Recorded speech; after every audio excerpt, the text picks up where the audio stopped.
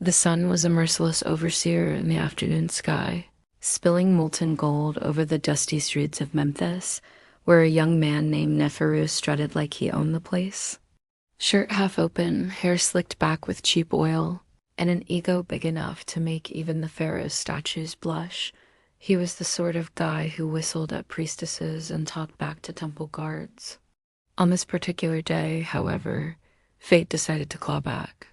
Neferu was stomping his way past the temple of Bastet, muttering under his breath about how cats were lazy freeloaders of the gods. He had been rejected earlier by a girl who chose a quiet scribe over him, and that made him furious. Unfortunately, his anger found the wrong outlet. A small striped cat darted across his path, mewing curiously. Neferu, irritated and dripping in self-pity, kicked the cat. Not hard enough to kill it, but with enough force to send it tumbling. It hissed and fled, leaving behind a stunned silence. The old women at the market gasped. One even dropped her basket of dates. Somewhere in the distance, thunder cracked, though the sky was clear. "What?" Neferu barked, trying to shake it off. "It's just a damn cat." The moment he turned his back to leave, the air shifted. The sweet scent of lotus flowers filled the air, drowning out the smell of dust and sweat. A shadow stretched long and elegant against the temple wall.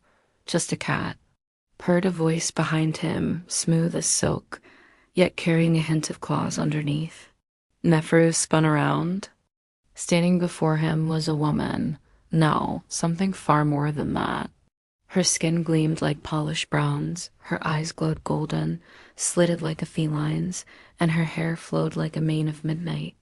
She wore gold and linen, the ornaments of divinity. Her tail flicked lazily behind her as she smiled. "I see," she said, stepping closer. "You have forgotten respect." "Even for my children?" Neferu blinked. "Who the hell are you supposed to be? Some temple dancer?" Her smile widened, sharp teeth glinting. "I am Bastet." The sound of her name rolled through the air like a heartbeat. The ground trembled slightly. Every cat in sight suddenly appeared, from rooftops, alleys, even under baskets. Hundreds of eyes watching silently. Neferu gulped. "Oh, come on, you're... His voice trailed off. The divine glow around her made it painfully clear this was no street performer. Bastet's golden pupils narrowed.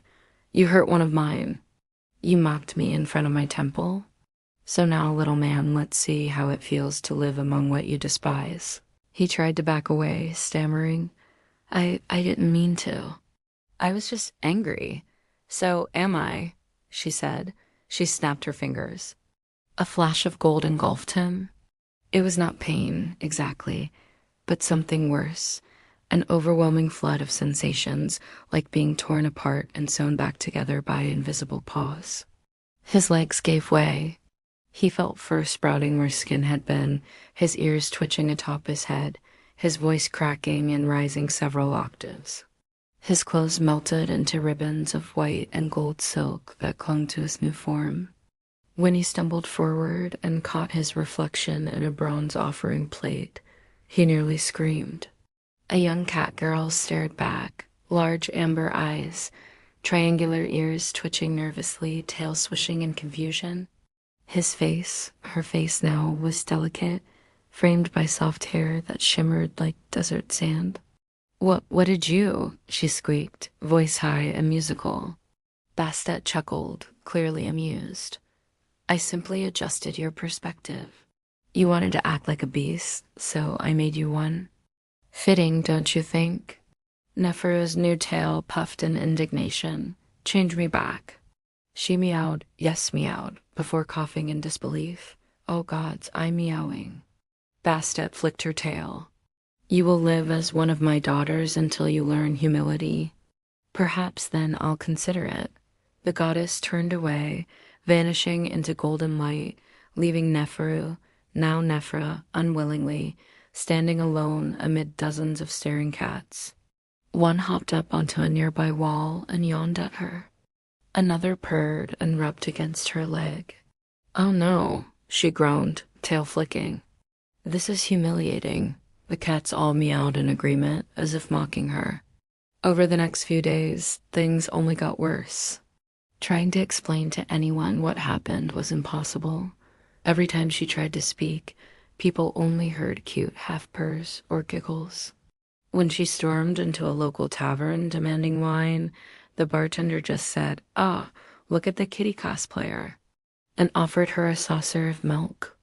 "Milk," she hissed and knocked it off the counter, only for her stomach to growl and betray her minutes later. She ended up drinking it anyway, tail swishing miserably. Sleeping was no easier. Cats kept sneaking into her room at night, curling up on her belly as if she were a heated cushion. By the third night, she gave up fighting them. "Fine," she muttered, but no purring. She purred 5 minutes later. It didn't help that she kept getting unwanted attention. Men who once sneered at her swagger now stared like fools, stammering compliments. Market women cooed and pinched her cheeks. "You're so adorable. What temple are you from?" "None." She snapped. "I'm cursed," they laughed. "Oh, aren't we all, dear?" One morning, Nephra tried appealing to the temple priests. Surely they could reverse this nightmare? She barged into the temple of Bastet, ears twitching in irritation. The priests immediately dropped their offerings and gasped. "A blessed one," they cried. "The goddess has sent us a messenger." No, I'm not listen." Nephra waved her hands. "I'm Neferu, the guy who kicked."